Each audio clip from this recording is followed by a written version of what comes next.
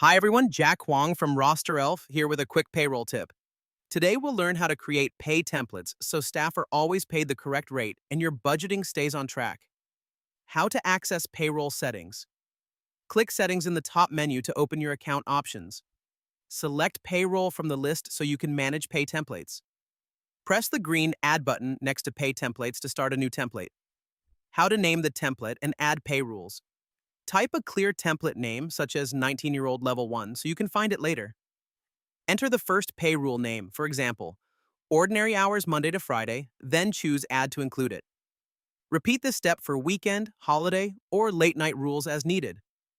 How to configure pay rules. Tick the days that the rule covers, like Monday through Friday. Drag the time sliders to set start and finish times, for instance 7 in the morning until 9 at night. Type the hourly rate to match your award compliance. Add extra rules for early starts, late finishes, or public holidays to cover every scenario. How to save and finalize the pay template. Make sure every hour of the week is covered so no gaps cause pay errors. Hit Save to lock the template in. If you see a warning about incomplete hours, adjust your rules, then save again. That's it for creating pay templates. If you need a hand, our support team is always ready to help. Happy rostering, and talk to you soon.